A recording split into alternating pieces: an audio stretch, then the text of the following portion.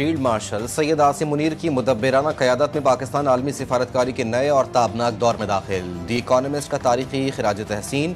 سربراہ پاک فوج نے پاک امریکہ تعلقات کو نئی جہت دی۔ وائٹ ہاؤس میں امریکی صدر ٹرمپ سے اہم ملاقات میں عالمی توازن میں مثبت تبدیلی آئی۔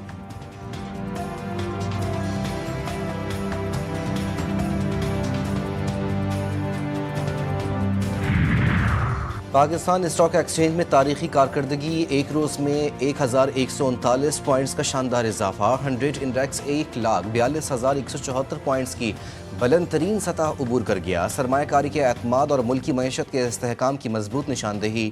عالمی اور مقامی اقتصادی عوامل کے مثبت اثرات سرمایہ کاری کی جانب بڑھنے لگے۔ ویسٹ انڈیز کے خلاف ٹی20 سیریز پاکستان نے 2-1 سے جیت لی۔ تیسرے ٹی20 میچ میں کالی آندھی کو 13 رن سے شکست۔ 190 رنز ہدف کے تعاقب میں میزبان ٹیم مقررہ 20 اوورز میں 176 رنز بنا سکی۔ حسن علی، محمد نواز، حارث رؤوف، سائم ایوب، سفیان مقیم نے ایک ایک کھلاڑیوں کو پویلین بھیجا۔ پاکستان کی جانب سے صاحبزادہ فرحان 74 اور سائم ایوب نے 66 رنز سکور کیے۔ حسن نواز 15، خوشدل شاہ 11، فہیم اشرف 10، محمد حارث 1 رن بنا کر آؤٹ ہوئے۔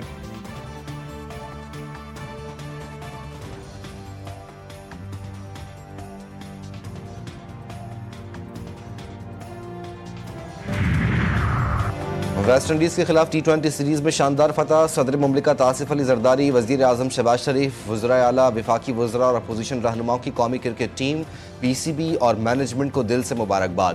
شہباز شریف کا کہنا تھا کہ ٹیم ورک اور محنت ہی کامیابی کی کنجی ہے۔ امید ہے کامیابیوں کا یہ سلسلہ جاری رہے گا۔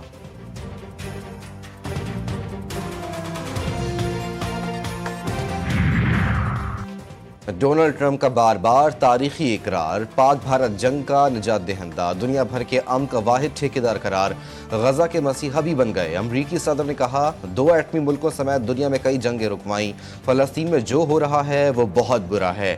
حماس اور اسرائیل کے درمیان جنگ ختم کروانا چاہتا ہوں، نہیں چاہتا غزہ میں شہری بھوکے رہیں۔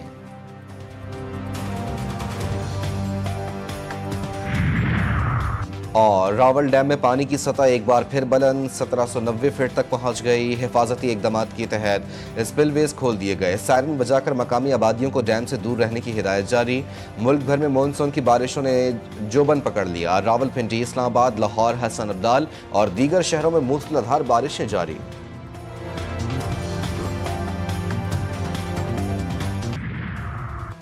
ملک بھر میں مونسون اپنے جوبن پر۔ راولپنڈی، اسلام آباد میں بادل پھر برس پڑے۔ لاہور میں بھی بارش نے جلد تھلیک کر دیا۔ حسن ابدال میں بھی برسات۔ محکمہ موسمیات کی آج سے اسلام آباد، کے پی کے اور بلوچستان میں تیز بارشوں کی پیش گوئی۔ کشمیر اور گلگت بلتستان میں بادل برسیں گے۔ ندی نالوں میں طغیانی اور پہاڑی علاقوں میں لینڈ سلائیڈنگ کا خدشہ۔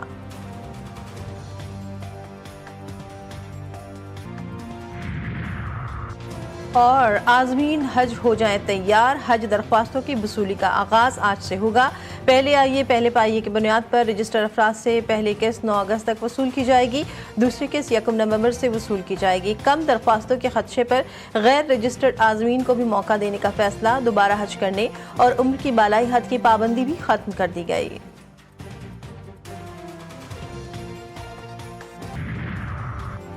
پاکستان ہمارا دوسرا گھر، اسرائیلی جارحیت کے خلاف پاکستان کی حمایت پر دل سے شکر گزار ہیں۔ ایرانی صدر مسعود پزشکیان نے کہا اسرائیلی جارحیت خطے کے امن کو داؤ پر لگا رہی ہے۔ امن کے لیے مسلم ممالک کو متحد ہونا چاہیے۔ پاکستان سے اچھے تعلقات ایرانی خارجہ پالیسی کا اہم جزو ہیں۔ پاکستان اور ایران کے تعلقات مشترکہ ثقافت اور مذہب پر مبنی ہیں۔ سیاسی اقتصادی شعبوں میں تعاون کو فروغ دینا ترجیح ہے۔ صدر آصف علی زرداری سے ایرانی صدر مسعود پزشکیان کی ملاقات۔ دو طرفہ تعاون کو مزید وسعت دینے کے عزم کا اعادہ۔ علاقائی اور عالمی امور پر تبادلہ خیال۔ وزیر اعظم شہباز شریف اور ایرانی صدر کی 1-on-1 ملاقات۔ دو طرفہ تعلقات سمیت اہم امور پر تبادلہ خیال۔ وفود کی سطح پر ملاقات میں فیلڈ مارشل عاصم منیر بھی موجود تھے۔ باہمی تعلقات کو مزید مستحکم کرنے پر گفتگو۔ علاقائی سلامتی اور مشرق وسطیٰ کی صورتحال پر بھی تبادلہ خیال۔ وزیر اعظم نے ایرانی قیادت، مسلح افواج اور عوام کے ساتھ مکمل یکجہتی اور حمایت کا اعادہ کیا۔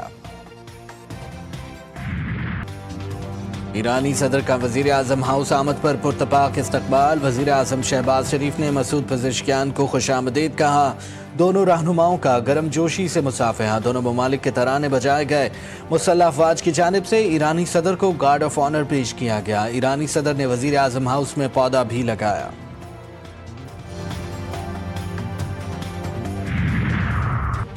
پاک ایران دو طرفہ تجارت کا حجم $10 ارب تک بڑھانے پر اتفاق. دونوں ممالک تجارت کی راہ میں حائل رکاوٹوں کو دور کریں گے. نائب وزیر اعظم اسحاق ڈار پاک ایران بزنس فورم کی تقریب سے خطاب. کہا ایران کے ساتھ تجارت اور سرمایہ کاری کے لیے کوشاں ہیں. ایران کی صدر بولے پاکستان کے ساتھ اچھے تعلقات ایران کی خارجہ پالیسی کا اہم جزو ہیں.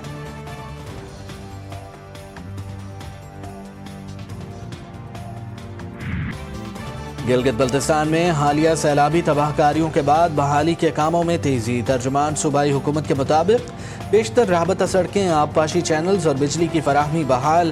زندگی معمول پر آنا شروع ہو گئی. شاہراہ بابو سر پر لاپتہ افراد کی تلاش کے لیے سرچ آپریشن جاری. اب تک ملبے سے گاڑیاں برآمد ہو چکی ہیں. سندھ کا داراللفافہ بن چکا. ہر شخص یہاں بس لفافہ مانگ رہا ہے.